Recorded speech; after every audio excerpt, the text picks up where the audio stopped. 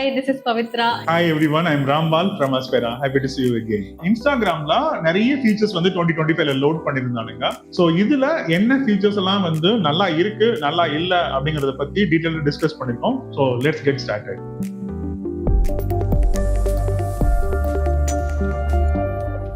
Recently I am noticing ஒரு feature இன்ஸ்டாகிராம்ல friends on reels இல்ல ரீல்ஸ் ஆன் ஃப்ரெண்ட்ஸ்ன்ற மாதிரி ஒரு ஃபீச்சர். என்னது அது?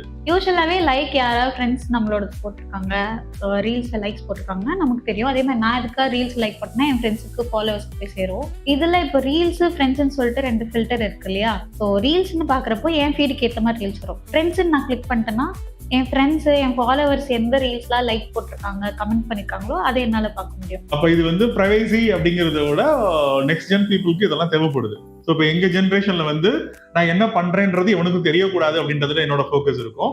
உங்க இதுல வந்து நான் என்ன பண்றேன்றது எல்லாருக்கும் தெரியணும் அப்படிங்கறத ஃபோக்கஸ்ல இருக்கிறீங்க. இப்போ நானே வந்து ஒரு ரீல்ஸ் பார்த்திருக்கேன், என் ஃப்ரெண்ட்ஸ் அதுல லைக் போட்டிருக்காங்கன்னா கண்டிப்பா அதுல லைக் போட்டு தான் போவேன். ஸோ நீங்க போடுற லைக்ஸ் எல்லாம் வச்சு உங்களை ஒரு கேங்காவே வந்து குரூப் பர்சனாவா அவன் கிரியேட் பண்ணிட்டு அதுக்கு மார்க்கெட் வந்து அவன் பண்றது அவனுக்கு ஈஸியா இருக்கும்.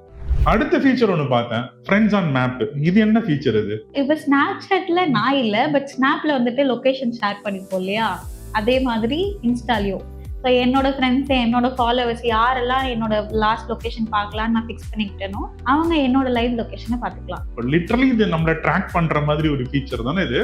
ஆமா, இதுல நம்ம ஃப்ரெண்ட்ஸோட லொகேஷனை பார்த்துக்கலாம். இன்னொன்னு நியர்பை ஈவெண்ட்ஸ் ஏதாவது நடக்குது அப்படின்னா அதையும் ஃபைண்ட் பண்ணிக்கலாம். இல்ல nearby events I can understand, அது ஒரு மார்க்கெட்டிங் ஸ்டாண்டு, மார்க்கெட் பண்ண போறாங்க, அதனால எனக்கு அது புரியுது. இது சம்திங் லைக் நான் வந்து சைக்கிள் ரைட் போறேன் இல்ல வாக்கிங் போறதை ட்ராக் பண்றதுக்கு அது ஹெல்த்துக்கு வந்து ஓகே. நான் இன்னைக்கு இத்தனை கிலோமீட்டர் நடந்துட்டு வந்தேன், எப்படி போனேன் அப்படின்றது அங்க ஒரு ஃபீச்சர் இருக்குதுன்னா அது வந்து ஒரு சக்சஸ் பண்ணிட்டேன், ஒரு அச்சீவ்மெண்ட்டுக்கு ஓகே.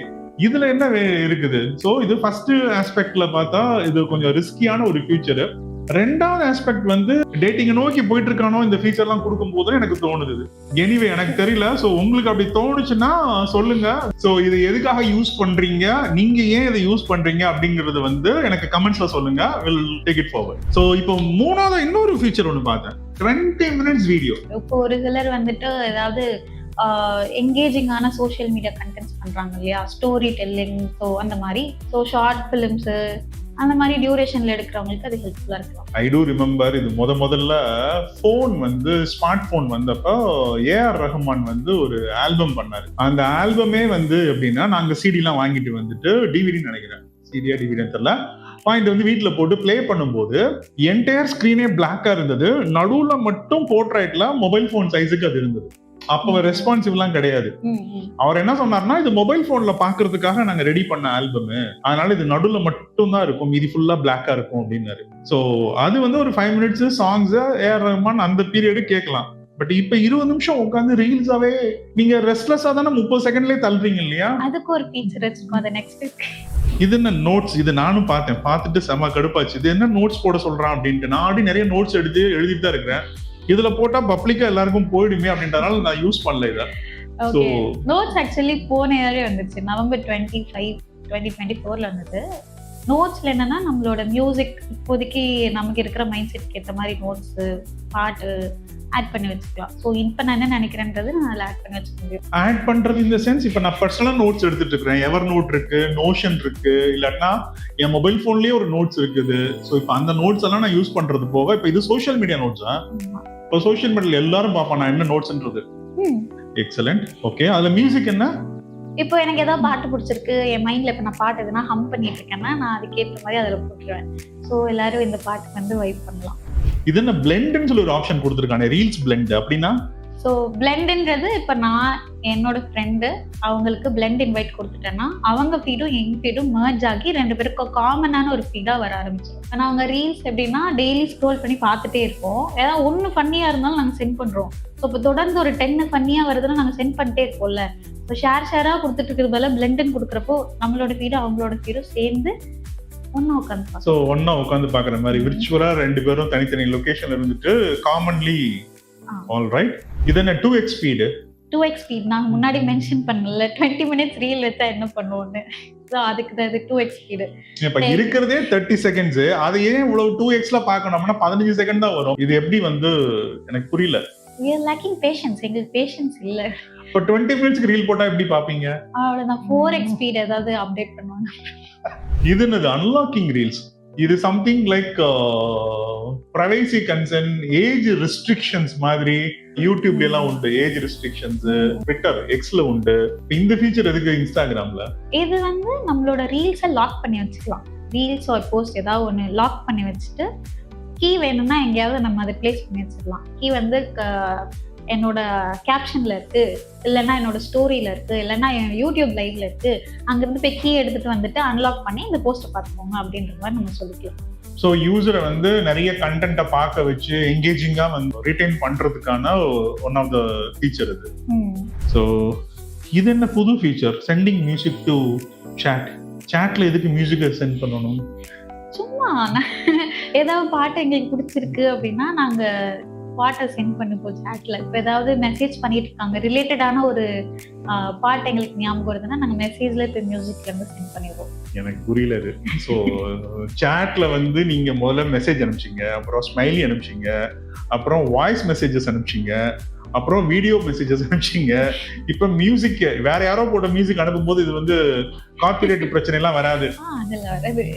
ஸ்கெடியூல் மெசேஜஸ், இது என்ன ஃபீச்சர்? இது யாராவது பர்த்டே மறந்துட்டே இருக்கோம்ல நாங்க 12 o'clock விஷ் பண்றதுக்கு. ஸோ நாங்க என்ன பண்ணிடுவோம், ஹாப்பி பர்த்டே அப்படின்னு சொல்லிட்டு லாங் ப்ரெஸ் சென்ட் கிளிக் பண்ணா இந்த ஸ்கெட்யூல் மெசேஜ் வந்துடும்.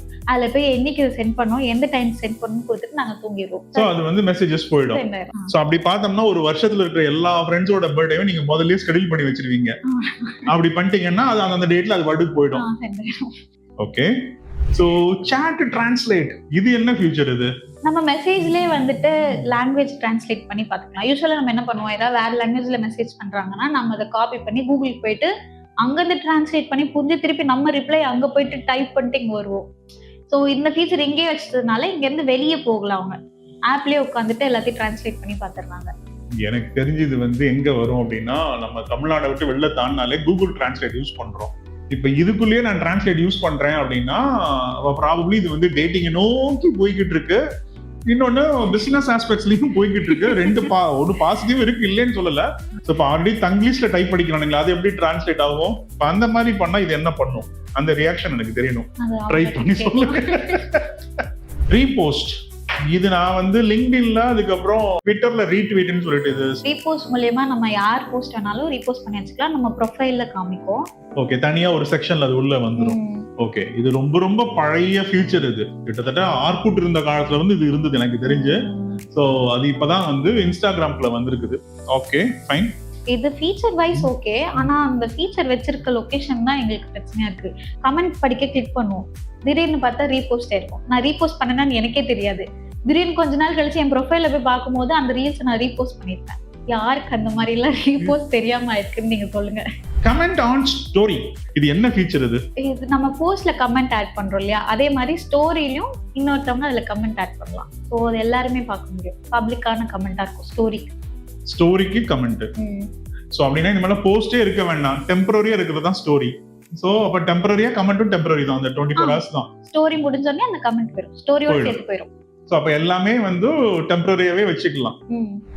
ரீல்ஸ் ஆன் வாட்ஸ்அப் ஸ்டேட்டஸ், இது எனக்கு ரொம்ப பிடிச்சிருந்தது இந்த ஃபீச்சர். நான் வந்து முதல்ல எல்லாம் வந்து இன்ஸ்டால ரீல் போட்டுட்டேன் அப்படின்னா ஷேர் பண்றது ரொம்ப டிஃபிகல்ட்டா இருந்தது. இப்ப நான் அதை வந்து ஈஸியா என்னோட வாட்ஸ்அப் ஸ்டேட்டஸ்லயே வச்சுக்கிறேன். இது எப்படி சொல்றதுன்னா, மெட்டாவோட ஈகோ சிஸ்டம்லாம் எல்லாருமே வந்து கனெக்ட் பண்றதுக்கு இது ஹெல்ப் பண்ணும். ஸோ யாரெல்லாம் வந்து இப்ப வாட்ஸ்அப்ல ஷேர் பண்ணும்போது, இப்ப வாட்ஸ்அப்ல என்னோட ஃபேமிலி சர்க்கிள்ஸ் மத்தவங்க எல்லாம் இன்ஸ்டால கிடையாது. ஆனா இப்ப அவங்க எல்லாம் அதை பார்க்க ஆரம்பிக்கும் போது வாட் வில் ஹேப்பன், ஆட்டோமேட்டிக்லி நான் எதெல்லாம் பார்த்து இது பண்றனோ இப்ப அவங்களையும் வந்து அவன் டார்கெட் பண்ண ஆரம்பிக்கும். ஃபர்ஸ்ட் மியூசிக் இல்லாம வெறும் இன்ஸ்டாவோட ஸ்டோரி அப்படியே ஆட் பண்ண முடியுது. இப்ப மியூசிக்கோட சேர்த்து ஆட் பண்ண முடியுது. ஃபைன். ஸோ இப்போதைக்கு வந்து இன்ஸ்டாகிராம் 2025 வைண்ட் அப் ஆகிறதுக்கு முன்னாடி அவன் லேட்டஸ்டா ரோல் அவுட் பண்ண சில ஃபீச்சர்ஸை வந்து ஏன் பண்ணா, எதுக்காக பண்ணா, அதோட யூசர் பிஹேவியர் என்ன அப்படிங்கிற ஆஸ்பெக்ட்ல வந்து நான் கேட்டு தெரிஞ்சுக்கிட்டேன். ஸோ இதுல எந்த ஃபியூச்சர்லாம் வந்து உங்களுக்கு பிடிச்சிருக்கு, இல்ல எதெல்லாம் பிடிக்கல அப்படிங்கறத வந்து கமெண்ட்ஸ்ல சொல்லுங்க. நம்ம அங்க வந்து ஃபர்தரா டிஸ்கஸ் பண்ணலாம். ஆல்ரைட். ஸோ ஐ ஹோப் உங்களுக்கு இந்த வீடியோ பிடிச்சிருக்கும்னு நினைக்கிறேன். சோ பிடிச்சிருந்தது அப்படின்னு சொன்னா ஆமா லைக் பண்ணுங்க. வேற ஒரு இன்ட்ரெஸ்டிங்கான டாபிக்ல நாங்க வந்து உங்களை மீட் பண்றோம். Until then, bye bye.